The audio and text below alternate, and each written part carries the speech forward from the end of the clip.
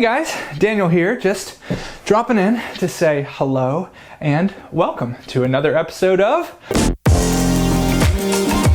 Well, I guess it really ought to be... because I kind of got carried away on this one. So I was so happy with how that pink door came together last time that I wanted to try just a couple more variations using that same glue-on approach that I found pretty easy. So that's what I did. I got 4 more designs to show you, and get this, you can create each of these designs for like $100 or less. So that's a super custom, colorful door that's pretty affordable. You want to meet them? All right.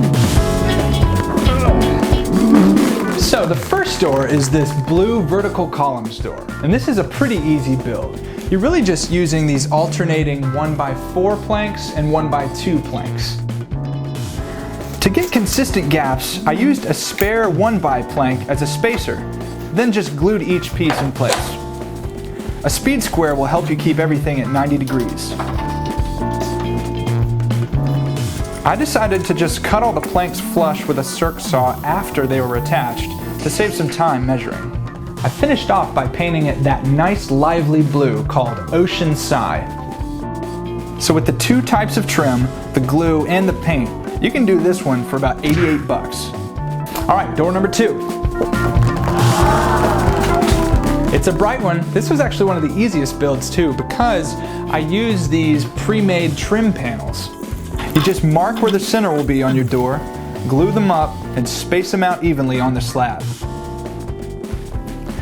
For just a little extra fanciness, I used these rounded furniture nails to fill in the gaps on the edges. The color on this one's called Golden Delight. It's just a really happy, rich yellow. So with 8 trim panels, the furniture nails, the glue, and the paint, this one was just over $100. All right, so door number 3. So the design on this one is this subtle kind of herringbone pattern, and I took a really different approach that I was really happy with. I found this super thin plastic paneling that was really smooth on one side, so I glued it face down onto the door. Once it was set, I used a trimming bit on my router to cut the paneling flush with the door. Then I drew out my design and used this V-groove router bit to make a shallow cut into the paneling.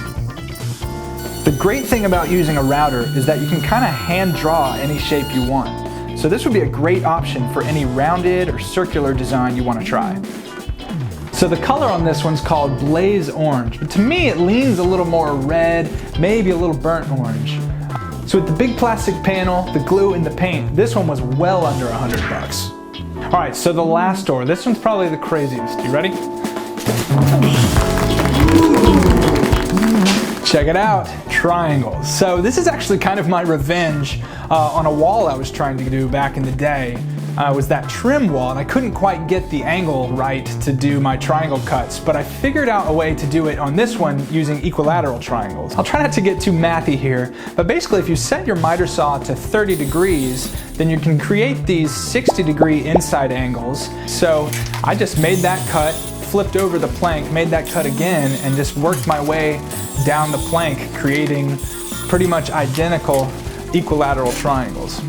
I decided to draw a full grid for this one since there's so many small pieces to align and it's just a little more complicated. But a dollop of glue on each triangle, and this one actually comes together pretty fast. The color on that one's called Lavish Green, and this one's got a real nice mid-century modern smoothness to it. So with the PVC planks, the glue, and the paint, this design was right under $100. So what do you think? So go ahead and leave us a comment. I want to hear which one of these was your favorite. Yeah, and go ahead and hit that like button if you liked it. Oh, and make sure you're subscribed to the Lowe's channel. Don't want to miss anything. And as always, thanks for watching. Have a wonderful day.